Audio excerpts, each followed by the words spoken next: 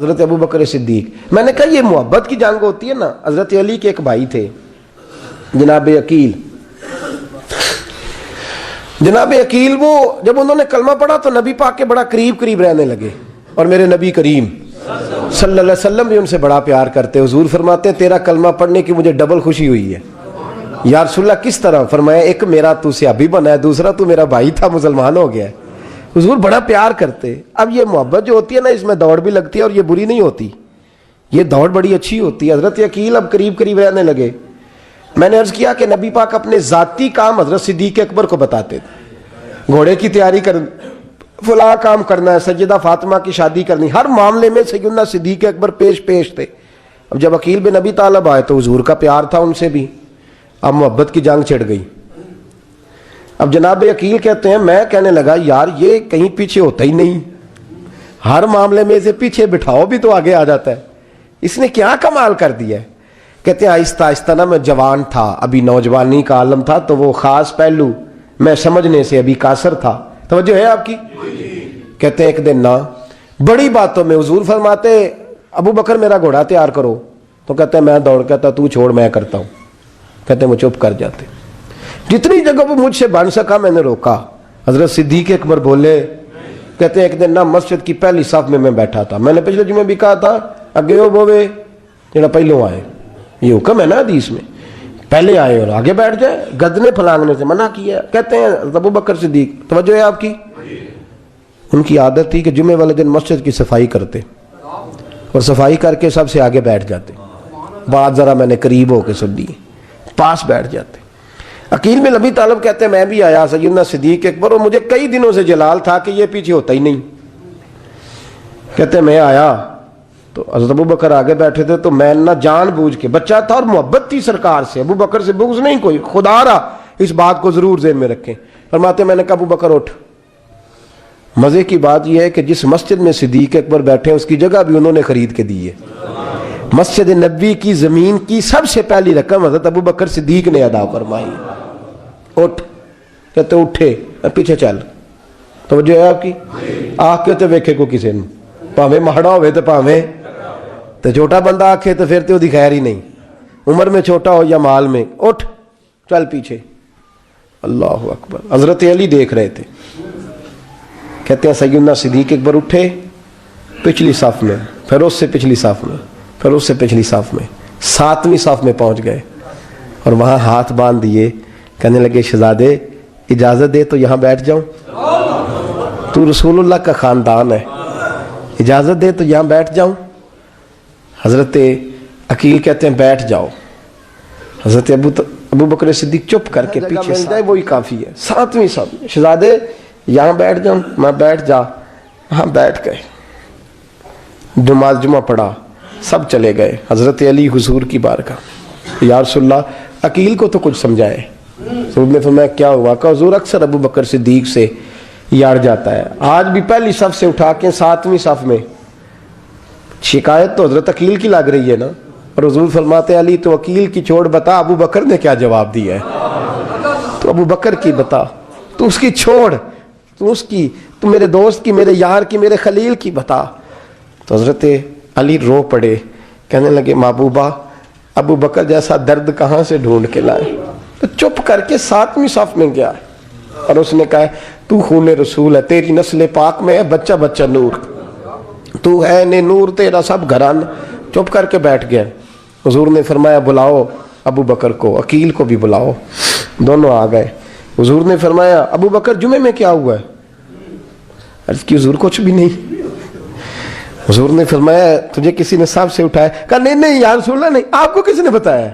حضور کیا؟ فرمایا نہیں میں نے سنا ہے کہ تجھے عقیل نے. کہا حضور وہ شہزادے آئے تھے, انہوں نے یار اتنا جذبہ دنیا کہاں سے ڈھونڈ کے لائے گی. بلے شاہ اوتھے ککھ نہیں بچدا جتھے عشق نے لایا ڈھیرا. کہا حضور یار یہ لفظ تاریخ میں ڈھونڈو گے تو نہیں ملے گے. میرے ابو بکر صدیق کیا فرماتے ہیں؟ کہا حضور وہ نسل رسول کا شہزادہ ہے نا, اس نے ابو بکر کو 7ویں صف میں ابو بکر کا بیٹھنا پسند کیا تو ابو بکر راضی ہے. حضور اس نے یہاں بیٹھنا پسند کیا, تیری نسل پاک میں بچہ بچہ نور, تو ہے نے نور تیرا. اور کہا حضور وہ خاندان ہے, میں خادم ہوں, فرق تو ہے نا. تو وہ خاندان ہے، میں خادم ہوں۔ میرے رسول کریم صلی اللہ علیہ وسلم نے بلایا جناب عقیل کو، ڈانٹا نہیں، محبت فرمائی۔ سرکار نے فرمایا عقیل بیٹے بیٹھ جا، میں تجھے سمجھاؤں۔ پھر حضور نے بات چھیڑی، فرمایا تجھے پتہ ہے میرا ابو بکر کون ہے؟ عرض کی حضور میں، فرمایا نہیں سن، مکے میں سارا مکہ میرا دشمن تھا، یہ میری تنائیوں کا دوست تھا۔ فرمایا لوگ تلواریں لے کے آتے تھے مجھے مارنے، اور اس کی تلوار اٹھتی تھی، کہتا تھا پہلے میں مروں گا پھر کوئی مصطفیٰ تک جائے۔ تجھے پتہ ہے یہ کون ہے؟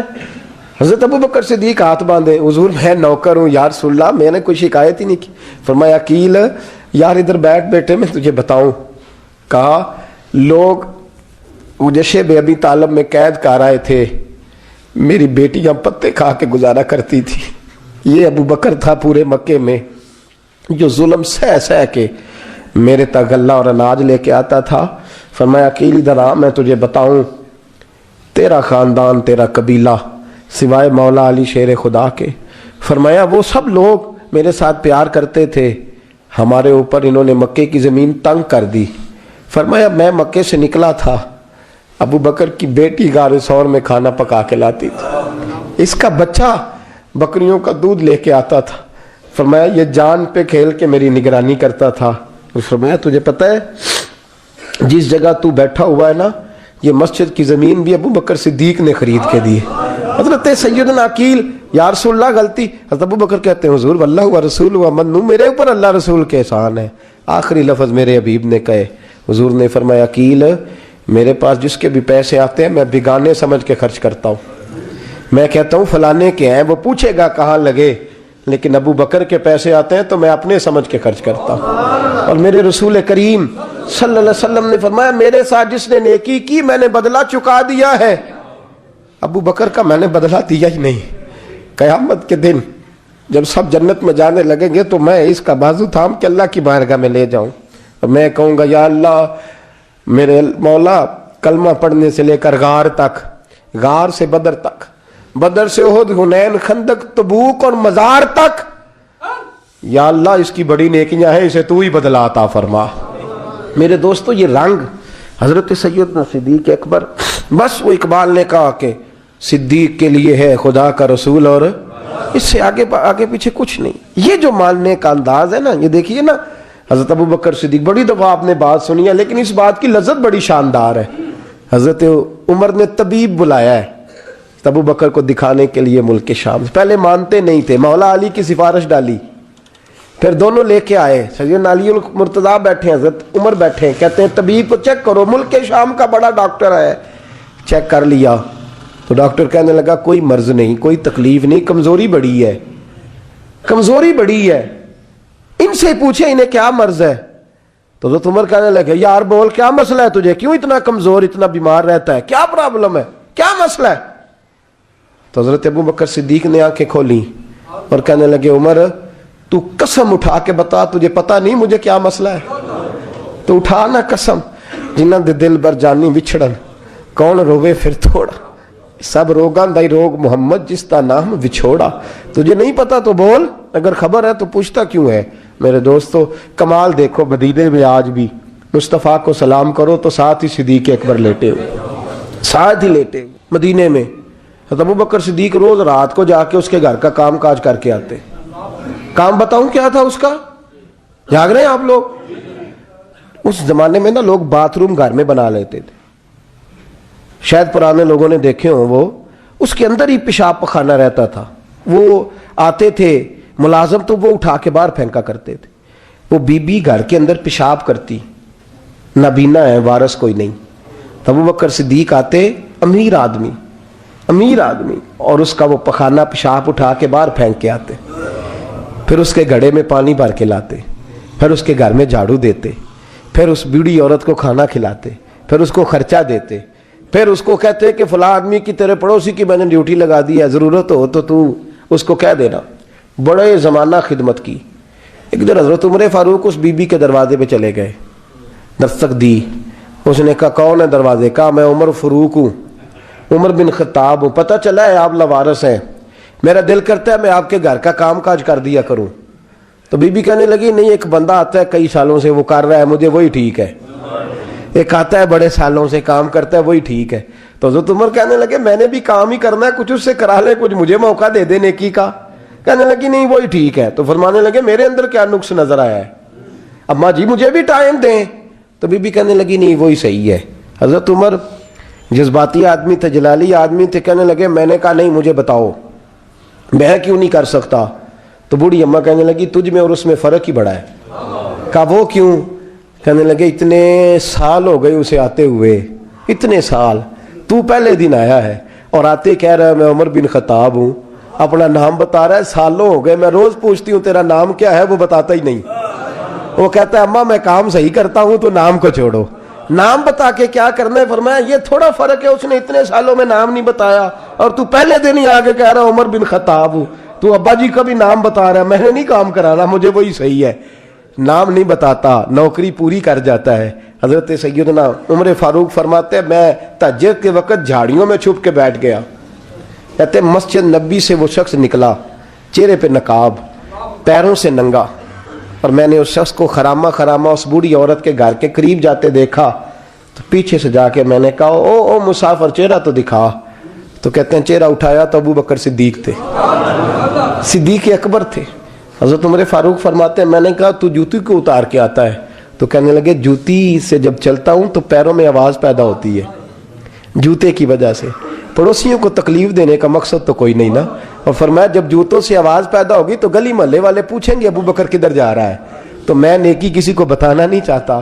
تو فرمایا ابو بکر کب سے آ رہے ہو؟ فرمایا چھوڑ عمر، بس دعا کر رب میرا آنا قبول فرما لے، تو دعا کر سرکار کی بارگاہ میں حاضری صحیح لگ جائے، چھوڑ میں کب سے آ رہا ہوں، کس وقت سے آ رہا ہوں، اس مسئلے کو چھوڑ، تو یہ دیکھ پانی پر نسویلیاں رنگا رنگ کڑے پرے اس دا جانیے جس دا توڑ چڑھے۔ یہ بات آپ نے درجنوں بار سنی ہے، لیکن اس پر غور تو کرو میرے دوستو کہ حضرت عمر فاروق فرماتے ہیں جن دنوں تبوک کے لیے میرے نبی نے اعلان فرمایا میرے حالات اچھے تھے، ابو بکر کے اچھے نہیں تھے، مالی حالات کمزور تھے، کچھ مسائل تھے، میرے اچھے تھے۔